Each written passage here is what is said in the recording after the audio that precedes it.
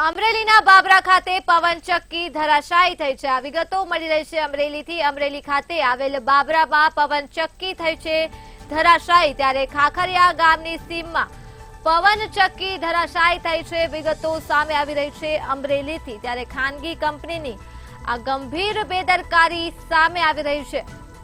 તો અન્ય વિગતો મળી રહી છે 2 મહિના પહેલા જ પવનચક્કી ઊભી કરવામાં આવી હતી, જે હાલ ધરાશાયી થઈ ગઈ છે અને આજે ટ્રાયલ સમયે જ પવનચક્કી તૂટી પડી છે।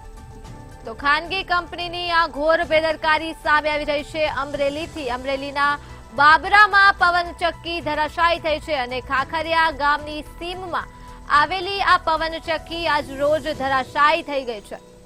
તો ખાનગી કંપનીની આ ગંભીર બેદરકારી સામે આવી રહી છે। પવનચક્કી ધરાશાયી થઈ ગઈ છે।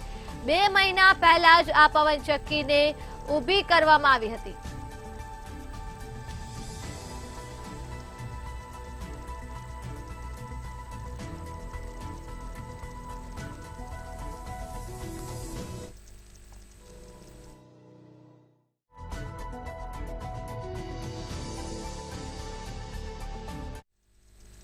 સુરત ખાતે એમબીબીએસના અભ્યાસમાં ફી વધારવા માટે વિરોધ કરવામાં આવી રહ્યો છે। સુરતથી આ વિગતો મળી રહી છે। એમબીબીએસના અભ્યાસમાં ફી વધારાનો વિરોધ કરવામાં આવ્યો છે। જીએમઈઆરએસ કોલેજો દ્વારા કરાયેલ ફી વધારાનો વિરોધ કરવામાં આવી રહ્યો છે। તો વિદ્યાર્થી અને વાલી મંડળનો કલેક્ટર કચેરી ખાતે વિરોધ કરવામાં આવ્યો છે। જીએમઈઆરએસ કોલેજોમાં ફી વધારા સામે વિરોધ કરવામાં આવ્યો છે, ત્યારે સુરતથી આ વિગતો મળી રહી છે।